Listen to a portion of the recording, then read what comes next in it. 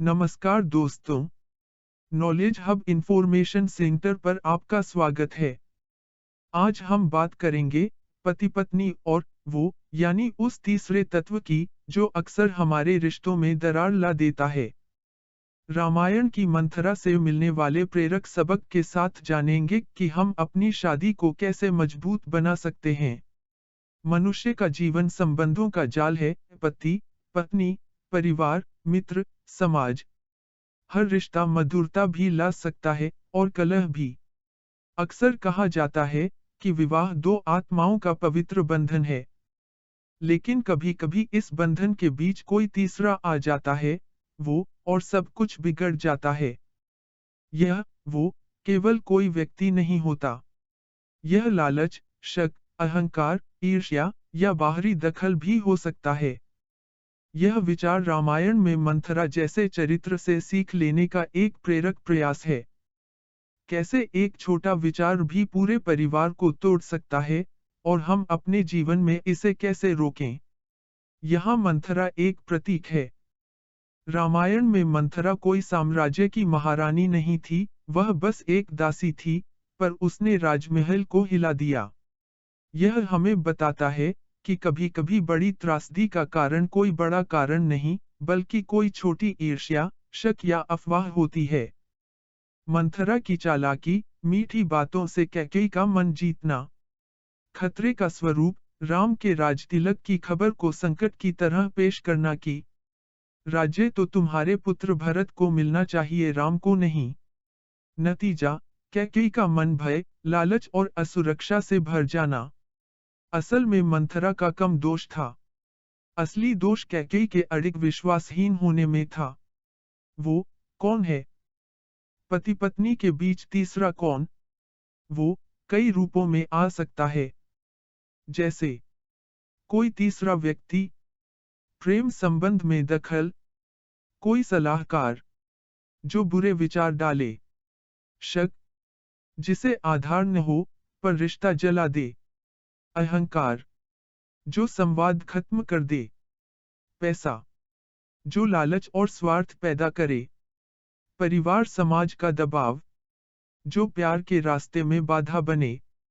ध्यान दें, मंथरा जैसी भूमिका कोई भी निभा सकता है, भले उसकी मंशा बुरी न हो, यहाँ तक कि माँ बाप, भाई बहन भी। वे केवल अपने बच्चे के दृष्टिकोण से सोचते हैं।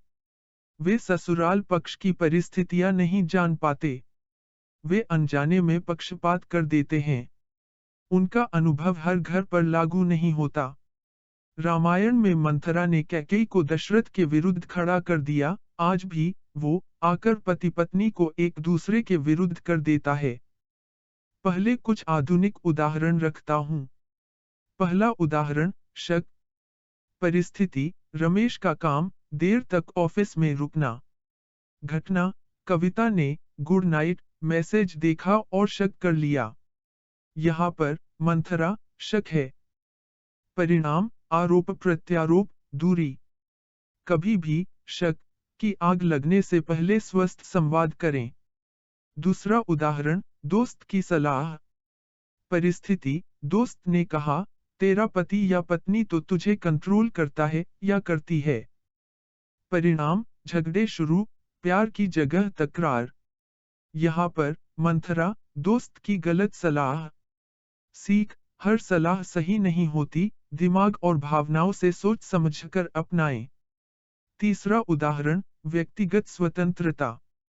परिस्थिति, पत्नी ने कहा, मम्मी पापा को छोड़ दो। परिणाम, माता पिता बीमार, पति का माता पिता के प्रति चिंता, नतीजा परिवार की टूट।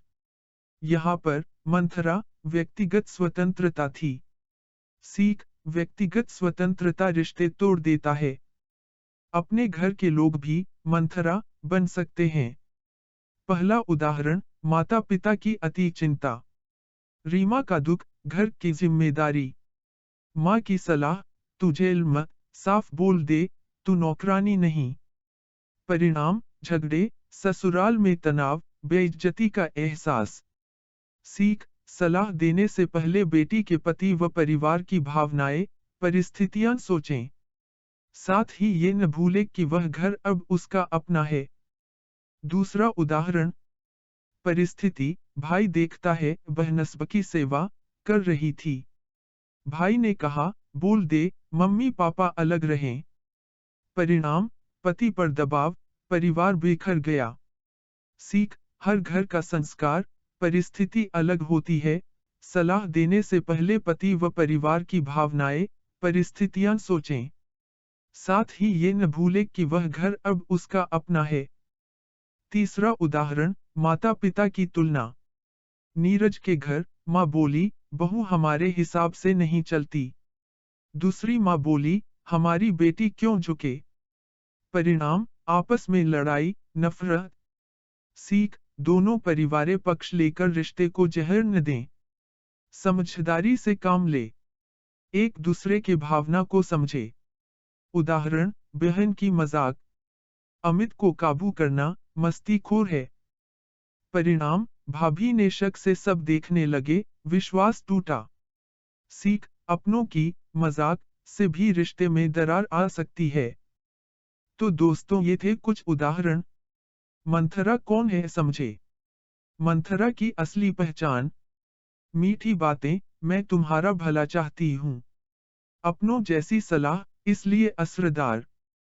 पर नतीजा, भरोसे में जहर, रिश्तों में दरार, पछतावा। उनके कुछ वाक्य जो अपनों की सलाह, मंथरा, बना देते हैं। तू क्यों सब सहती है, अलग हो जा, क्यों संयुक्त परिवार में रहना, तुझे क्यों सबके हिसाब से चलना, तेरी झुकने से वे चढ़ते हैं, देख उसकी माँ कैसी है, अपने पति को कंट्रोल कर, तेरा ससुराल तुझे दबा रहा है, हमारा घर देख, यहाँ ऐसा नहीं होता, तुझे उनकी सुनने की जरूरत नहीं, तेरा पति बदल गया है, ध्यान रखना। जाने क्यों अपनों की सलाह इतनी असरदार होती है, क्योंकि वे हमारी कमजोरियां जानते हैं। हम उन पर सबसे अधिक भरोसा करते हैं। उनकी मंशा हमेशा 100% प्यार और सुरक्षा की होती है। पर उनके अनुभव हर घर पर लागू नहीं होते। अब जाने, मंथरा विचार से बचने के कुछ उपाय। सुने, पर तुरंत लागू न करें। सोचें, क्या यह सलाह हमारे रिश्ते के लिए सही है? जीवनसाथी से खुलकर बात करें। परिस्थिति के हिसाब से निर्णय लें। अपनों से विनम्रता से कहें, हमें भी निर्णय लेने दें। सलाह छुपाकर न रखें, साझा करें। रिश्ते की जिम्मेदारी खुद उठाए। माता पिता व भाई बहन, रिश्तेदारों से मेरा कुछ अपील है। आपका बच्चा अब अकेला नहीं, उसका जीवनसाथी भी है। सलाह देते समय दोनों की भलाई सोचें। अनुभव बांटें, पर दबाव न डालें। अब आपका बच्चा किसी और का भी है, उसे साझा समझें। अब कुछ प्रेरक कहानियां। 50 वर्षों का दंपति अनुभव। हमारे समय में चीजें टूटती थीं तो हम उन्हें फेंकते नहीं थे, जोड़ते थे। विदाई पर माँ की सीख।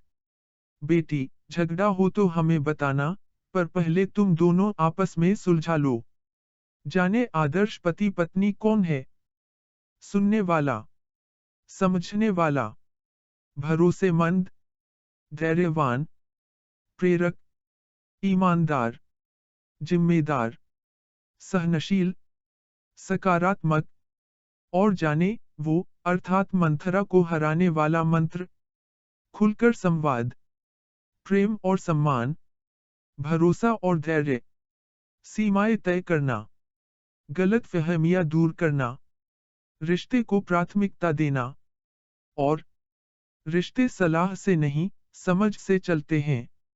जोड़े वही मजबूत होते हैं, जो हर सलाह को सोचकर अपनाते हैं। अपनों की सलाह अमृत भी हो सकती है, बिना विवेक के वह विष भी बन सकती है। मंथरा को दोष मत दो, कैकेयी बनने से खुद को बचाओ। संकल्प ले, हम अपने रिश्ते को मंथरा के असर से बचाएंगे। हम विश्वास की नींव पर अपना घर बनाएंगे। हम प्रेम, संवाद और सम्मान को अपना मूल मंत्र बनाएंगे।